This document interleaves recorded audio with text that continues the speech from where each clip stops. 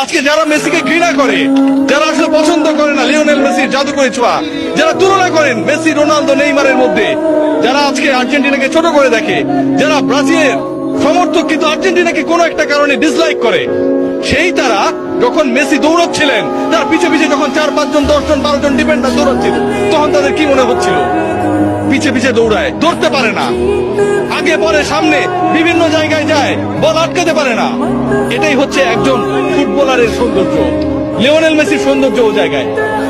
একজন ফুটবলার একটা দলকে, একজন ফুটবলার কোটি কোটি মানুষের স্বপ্নকে তার ছোট কাঁধে কিভাবে ক্যারি করেন সেটা আমরা দেখেছি। যারা অস্বীকার করবেন তারা ফুটবলটা বোঝেন না। হয়তো আমাকে মূর্খ বলতে পারেন, সত্যিই তাই।